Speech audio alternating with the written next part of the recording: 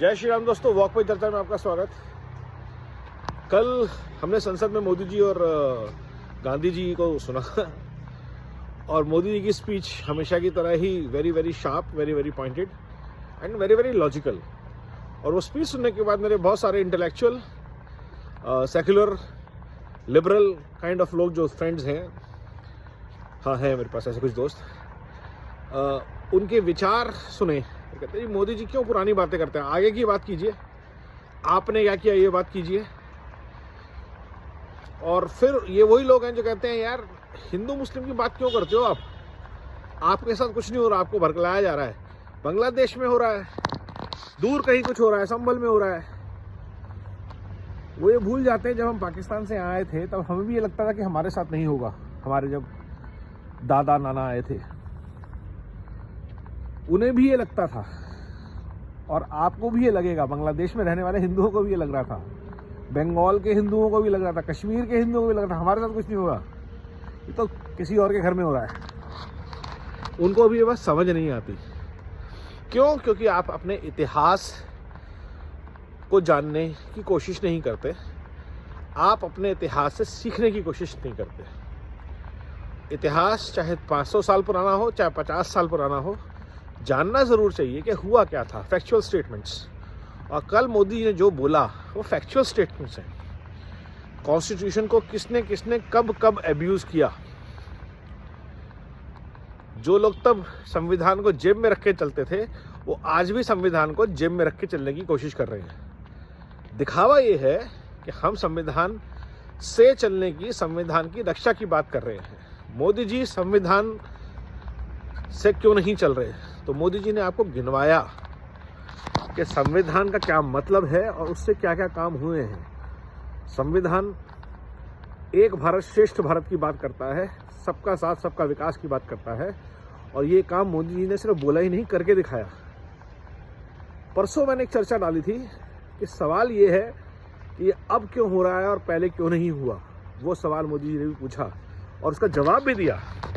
हुआ इसलिए नहीं क्योंकि नीयत में खोट था, 4 पुश्तों की, 5 पुश्तों की नीयत में खोट था। और एक खोट महात्मा गांधी के टाइम से था, जब आज़ादी के टाइम पे लोकतंत्र की हत्या कर दी गई, पहली ईवीएम हैक हुई थी।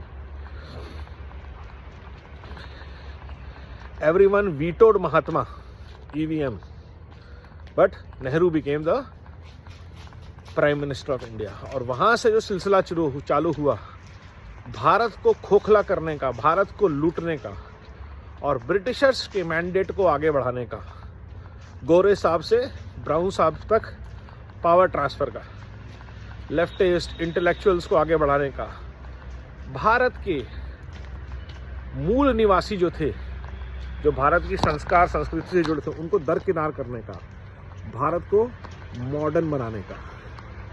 और इस मॉडर्न बनाने के लालच में, सेक्युलर बनाने के लालच में, आपने भारत की एक बहुत बड़ी आबादी को उसके संस्कारों से, संस्कृति से दूर कर दिया। कन्वर्जन माफिया को खड़ा कर दिया, जिहादी माफिया को खड़ा कर दिया, क्योंकि वो आपके वोट बैंक की पॉलिटिक्स को सपोर्ट करते थे।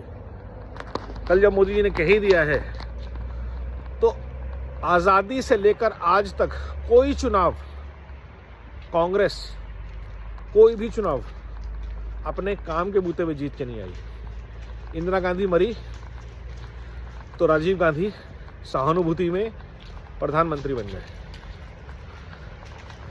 राजीव गांधी की मृत्यु हुई तो उसके चक्कर में कांग्रेस वापस सत्ता में आ गई। नेहरू मरे तो उस चक्कर में इंदिरा गांधी को बना दिया।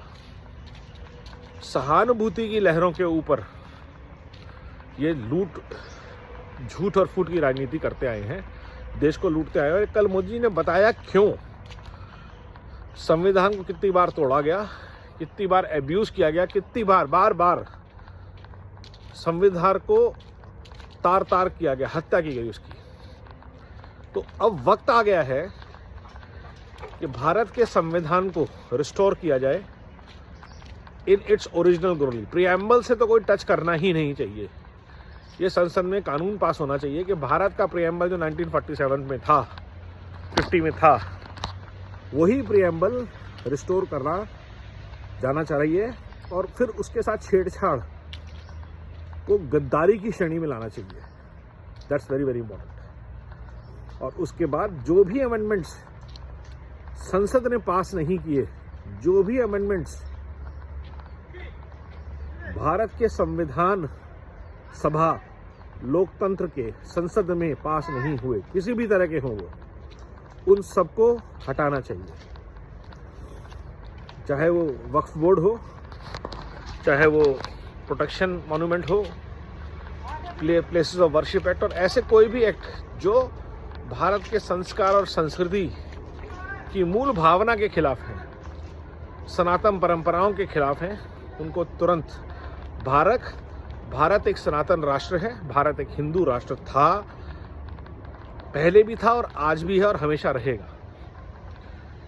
इस मूल भावना से छेड़छाड़ करने वाली कोई भी शक्ति हो जो भारत की डेमोग्राफी को, भारत की संप्रभुता को खतरा पहुंचाती हो, उसको खत्म करना आज नरेंद्र मोदी जी का लक्ष्य होना चाहिए, कल की आंख खोलने वाली स्पीच के बाद।